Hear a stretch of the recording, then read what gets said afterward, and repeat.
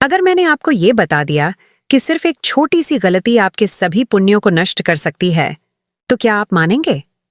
जी हाँ, आज हम एक ऐसी अनकही और छुपी हुई सच्चाई पर बात करेंगे जो शायद आपने पहले कभी नहीं सुनी होगी। और यकीन मानिए, इसे जानने के बाद आप अपनी आदतों को बदलने पर मजबूर हो जाएंगे। दोस्तों, ये जो गाय है ना, इसका हमारे जीवन में कितना बड़ा स्थान है, ये बात आपको आज अच्छे से समझ में आने वाली है। शास्त्रों में तो यहां तक कहा गया है कि अगर आपके घर में गाय बंधी है और वो भूखी प्यासी रह गई, तो आपके सारे पुण्य नष्ट हो सकते हैं।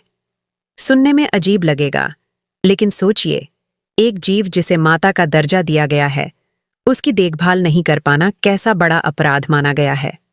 आपने सुना होगा कि पुराने समय में जब कोई आर्ष नाराज होते थे, तो उनके सामने गाय को खड़ा कर देते थे और वो माफ कर देते थे। इतनी बड़ी शक्ति है इस प्राणी में।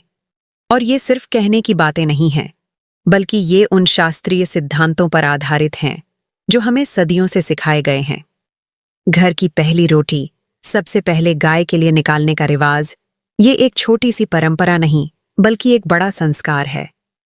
कभी गौर किया है आपने कि जैसे ही रसोई में पहली रोटी बनती है, हमें उसे गाय के लिए अलग निकाल कर रखना चाहिए? ये गाय के प्रति हमारी भक्ति और हमारे भीतर की दया भावना को दिखाता है। सिर्फ इतना करने से भी हमारे जीवन में सकारात्मकता का प्रवाह होने लगता है। अगर हमारे पास पर्याप्त साधन नहीं है, तब भी महीने में कुछ तो निकाला जा सकता है एक गाय के लिए।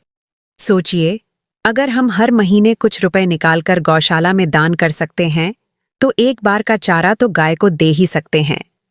अब ये सब बातें इसलिए कह रहा हूं क्योंकि इस परंपरा में एक बहुत बड़ा संदेश छुपा हुआ है। गाय का महत्व सिर्फ धार्मिक कारणों से नहीं, बल्कि उसके प्रभाव से भी है। शास्त्रों में बताया गया है कि जो व्यक्ति प्रतिदिन गाय को एक रोटी निकाल कर देता है, उसे पितरों की तृप्ति का फल मिलता है। और केवल इतना ही नहीं, समस्त देवताओं का पूजन का भी फल प्राप्त होता है। आज के दौर में ये बातें हमें कितनी भी छोटी लगे, लेकिन यही परंपराएं हमारे जीवन को सही दिशा देती हैं। सोचिए, भगवान कृष्ण, जिनकी लीलाओं में हम सब डूबे रहते हैं, उन्होंने खुद गौ सेवा को अपना कर्तव्य माना। उनकी गायें चराना, उनकी परिक्रमा करना, ये सब उनकी दिनचर्या का हिस्सा था। और जब भगवान स्वयं ऐसा करते हैं, तो हम क्यों नहीं? गाय का महत्व सिर्फ उसके दूध या उसकी सेवा तक सीमित नहीं है। उसकी प्रदक्षिणा करना, उसे प्रणाम करना और रोजाना उसकी देखभाल करना, ये सब कार्य हमें भगवान के करीब लाते हैं। ऐसा कहा गया है कि जहां गाय विराजती है, वो स्थान अपने आप एक पवित्र तीर्थ स्थल बन जाता है। जहां गोबर का लेप होता है, वहां देवताओं का वास माना जाता है। सोचिए, एक गाय के आसपास कितना पवित्रता का वातावरण बनता है।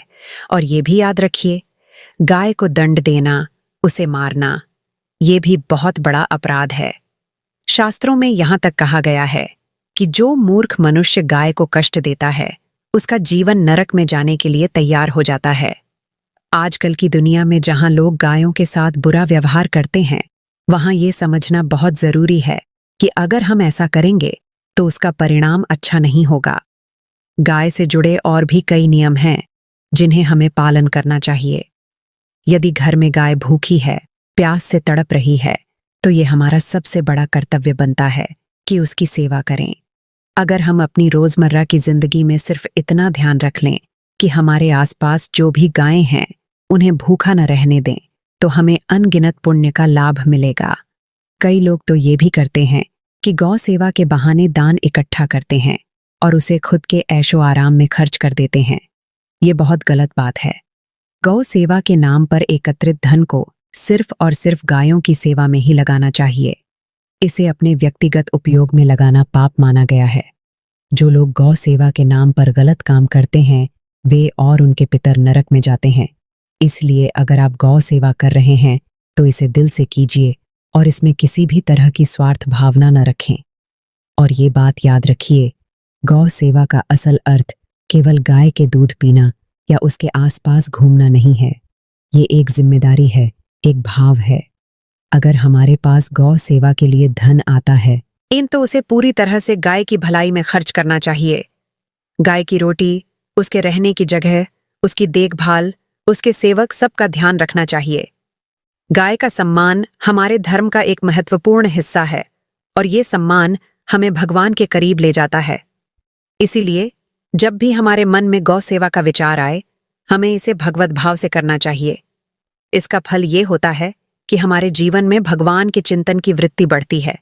जब भी आप गाय को एक रोटी देते हैं, ये समझिए कि आप एक कदम भगवान के करीब जा रहे हैं और यही सनातन धर्म का सच्चा मार्ग है।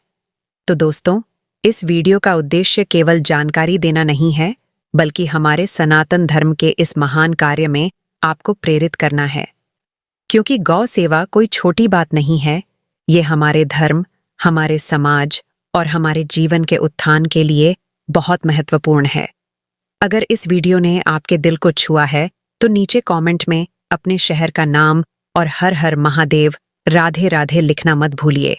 और हाँ, राधा रथ को सब्सक्राइब जरूर करें ताकि ऐसे ही और भी ज्ञानवर्धक वीडियो आपके पास आते रहें। साथ ही इस बात को अपने दोस्तों के साथ शेयर कीजिए ताकि उन्हें भी गौ माता के प्रति अपनी जिम्मेदारी समझ में आए।